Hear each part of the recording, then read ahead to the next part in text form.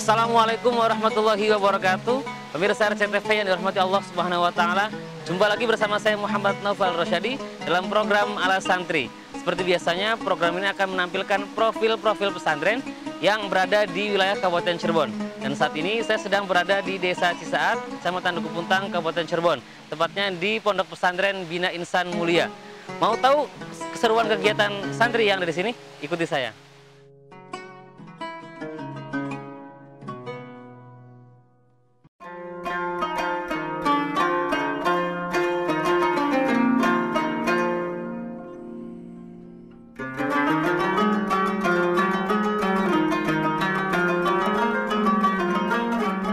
Lahirnya Pondok Pesantren Bina Insan Mulia tak bisa dilepaskan dari keberadaan Pondok Pesantren Al-Ikhlas Tegal Koneng yang didirikan Kiai Haji Sirajuddin di tahun 40-an.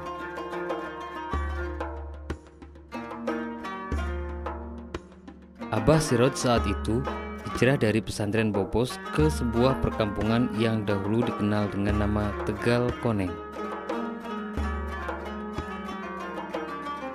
Di kampung Tegal Koneng, Abah Siroj membeli sebidang tanah yang kemudian dilanjutkan dengan pendirian rumah, tempat ibadah, dan tempat pengajian.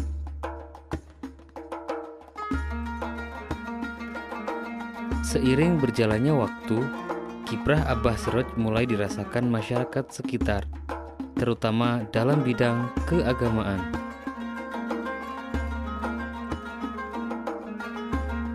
Tegal Koneng pun kemudian berkembang menjadi pusat pendidikan keislaman dan dakwah. Di masa itu, santri pondok pesantren datang dari berbagai daerah sekitar Cirebon Raya seperti Cirebon, Indramayu, Majalengka, dan Kuningan. Sejarah pesantren Bina Insan Mulia dimulai tahun 40-an. Dulu kakek saya, Mas Siroj, mulai bikin masjid, bikin pengajian, dan menjadi pusat dakwah di wilayah Duku Puntang sini, di mana orang-orang datang ngaji di hari Rabu dan pada hari Jumat. Sepeninggal Abah Siroj, pesantren kemudian diteruskan oleh anak sulungnya bernama Kiai Haji Anas Sirajuddin.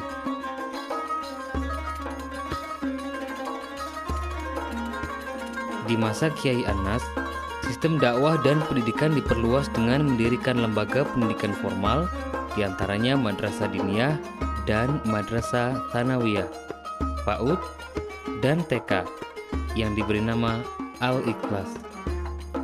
Itu hingga tahun 60, nah setelah tahun 60 diteruskan oleh ayahanda saya, Haji Anas Sirajuddin.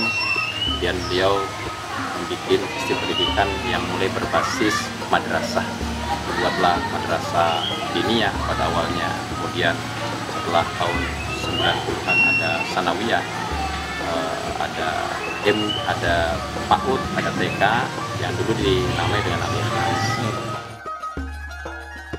Di bawah kepemimpinan Kiai Anas, Pondok Pesantren Al-Ikhlas kian berkembang dan maju pesat dengan bertambah banyaknya santri yang menempuh pendidikan di pondok pesantren ini.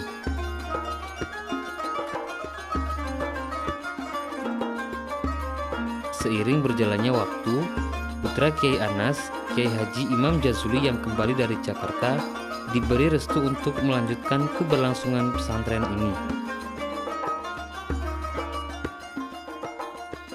Atas restu sang ayah, Pondok Pesantren Al-Ikhlas berubah sekaligus sistem secara total. Nama pesantrennya diubah dari Al-Ikhlas menjadi Pesantren Bina Insan Mulia.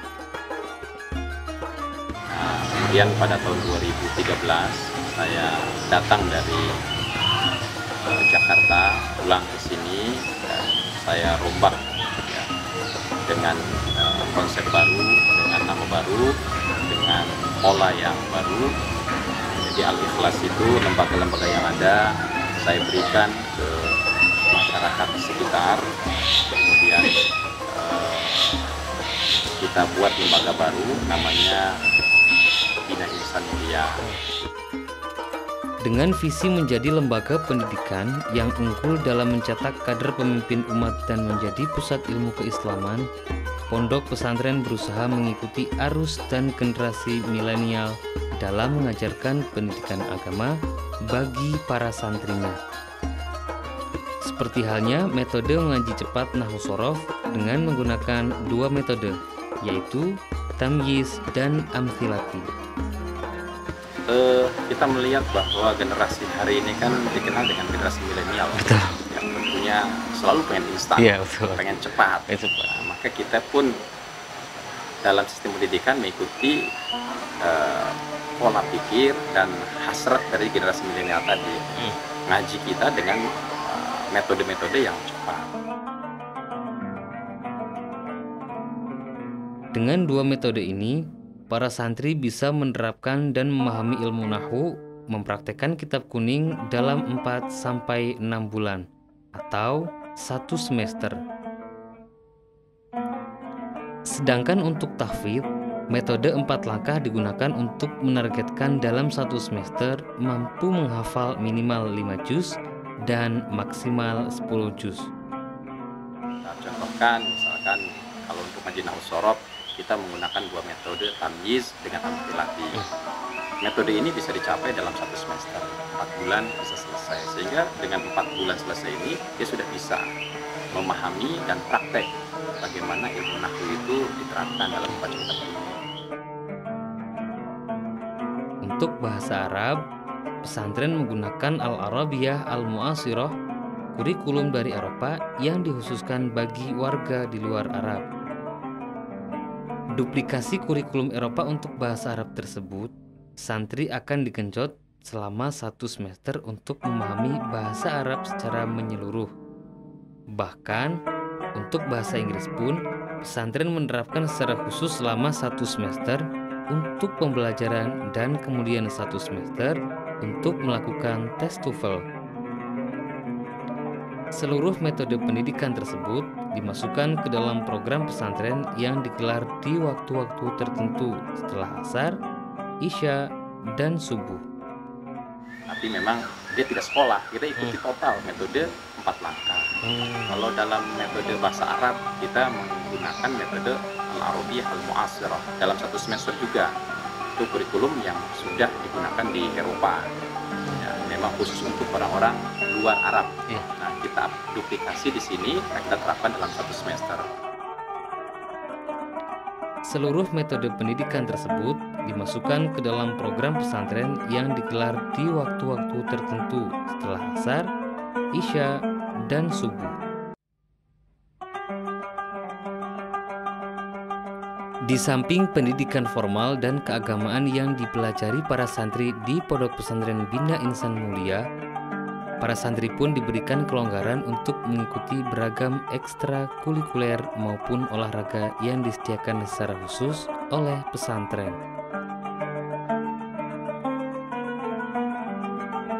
Guna menunjang ekstrakurikuler tersebut, para santri akan dimanjakan fasilitas pesantren yang sangat memadai dan nyaman untuk belajar dan pengembangannya. Di antaranya, ruang multimedia, laboratorium bahasa dan komputer, perpustakaan dan laboratorium kitab kuning, studio broadcast dan fotografi, hingga laboratorium animasi dan gambar. Yang unik dan berbeda dengan pondok pesantren lainnya, Bina Insan Mulia menyediakan beragam fasilitas olahraga yang dianjurkan oleh Rasulullah SAW. Di antaranya berkuda, berenang, dan memanah. Kalau masalah olahraga, ada 3 olahraga yang dianjurkan oleh Rasulullah. Yang pertama adalah berkuda, yang kedua berenang, yang ketiga adalah memanah. Nah, kita ingin mencoba mengaplikasikan itu dalam bentuk kegiatan.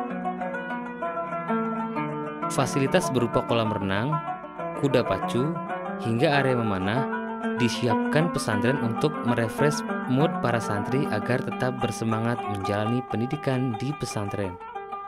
Bahkan, kolam renang pun dibuat terpisah antara santri putra dan santri putri sesuai dengan asramanya. Kita siapin kolam renang di putra, kolam renang di asrama putri, kemudian kita siapkan kuda dan siapkan tempat memanah untuk untuk memang sebagai anjuran yang konon katanya itu kan sunnah ya. Udah kita pelajari itu saja. Para santri diberi waktu khusus untuk berolahraga sunnah dengan fasilitas yang ada. Di samping olahraga pada umumnya seperti sepak bola, basket, maupun olahraga lainnya.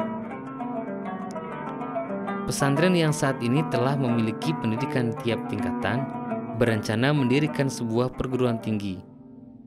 Bahkan pesantren telah melaunching sekolah tinggi broadcast atau sekolah tinggi ilmu komunikasi. Namun, peraturan pemerintah yang tengah dilakukan moratorium membuat sekolah tinggi belum bisa terwujud dalam waktu dekat.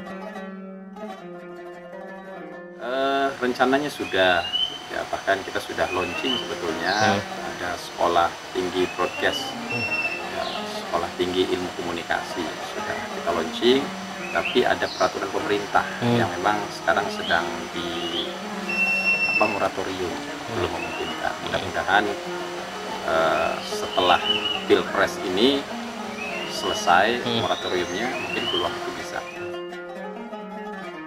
Meski demikian, pesantren Bina Insan Mulia masih terus berupaya untuk melengkapi pendidikan formal hingga perguruan tinggi di lingkup pesantren.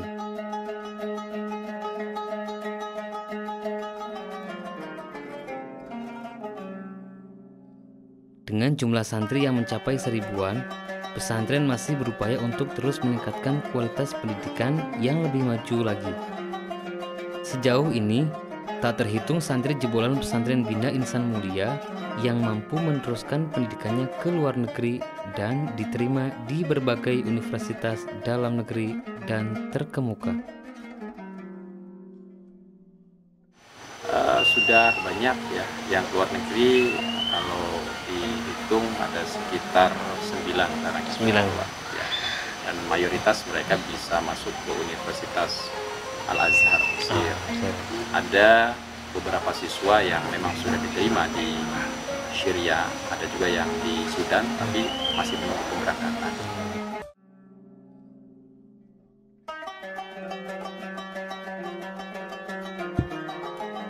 Dengan segala metode pendidikan dan pembelajaran yang sangat baik ini, pesantren berharap para santri yang dibentuk berbasis kaderisasi mampu menjadi bagian penerus para wali dengan menyebarkan Islam yang santun dan bisa diterima semua pihak. Harapan saya sederhana, karena di sini sistem pendidikannya berbasis kader ya.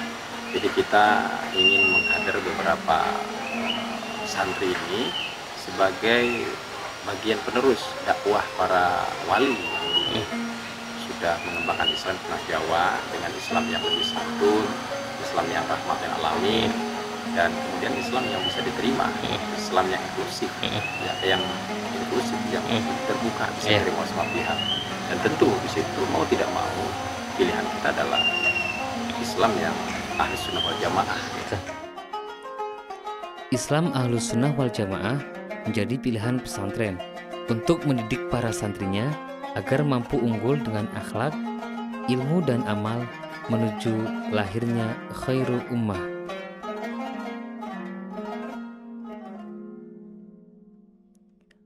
Untuk pemerintah sendiri, pesantren berharap pemerintah memberikan perhatian lebih kepada pesantren. Meski selama 10 tahun terakhir ini, perhatian pemerintah terhadap dunia pesantren terus mengalami peningkatan. Namun, pesantren berharap agar perhatian tersebut kian ditingkatkan. Harapan saya pemerintah memiliki perhatian lebih kepada pesantren, karena saya kira pemerintah hari ini sudah semakin perhatian kepada pesantren, khususnya 10 tahun terakhir ya, dari mulai akhir Pak SBY dan sekarang Pak Jokowi juga banyak sekali perhatian pesantren di penerapan undang-undang terutama. Dengan beragam fasilitas yang ada di pesantren Bina Insan Mulia, membuat para santri yang jauh dari orang tua kerasa tinggal di asrama. Para santri mampu menjalani kehidupan sehari-hari dengan padatnya kegiatan dengan sangat baik bersama rekan-rekan santri lainnya. Sebagian santri pun menganggap pesantren adalah tempat terbaik menjaga diri di tengah buruknya dunia luar yang kian bebas dan merajalela. karena melihat pergaulan luar yang luar biasa sekarang, yang menjadi komitmen bahwa saya harus berubah, saya harus menjadi orang yang lebih baik dibandingkan anak-anak lain. Berarti Mas Subhan di sini udah ngerasa nyaman? Alhamdulillah. Boleh disebutkan nggak apa sih faktor apa yang membuat Mas Subhan tuh nyaman di pesantren? Yang pertama, di sini menyalurkan bahwasanya kita harus memiliki satu komitmen, di mana komitmen itu harus kita dirikan. Ya, itu yang membuat saya kuat dan komitmen bahwasanya yang membuat saya betah di sini gitu. Meski nyaman dengan lingkungan pesantren yang asri dan sehat, namun para santri tak dapat menutupi rindunya saat teringat orang tua dan keluarga yang jauh di rumah. Beragam cara pun dilakukan santri untuk mengobati rindunya, salah satunya dengan doa. Nah, pesan saya, semoga orang tua di sana bisa selalu sehat, diberikan kesehatan sama Allah, rezekinya dilancarkan oleh Allah.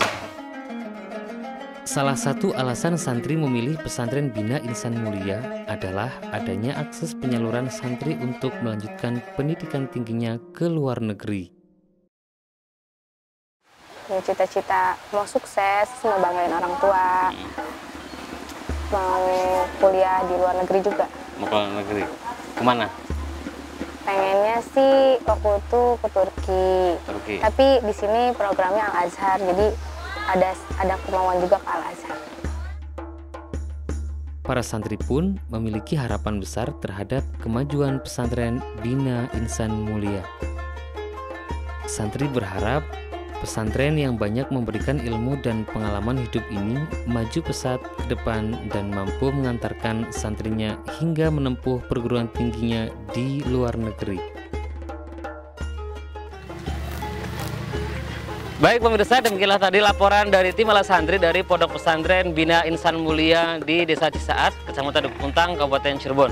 Mudah-mudahan liputan tadi bisa menjadi referensi Anda semua bagi yang ingin mengirim anak Anda untuk pergi ke pesantren. Saya Muhammad Naufal Rosyadi beserta kerabat kerja yang bertugas pamit undur diri. Wallahul muwaffiq ila aqwamit thoriq. Wassalamualaikum warahmatullahi wabarakatuh.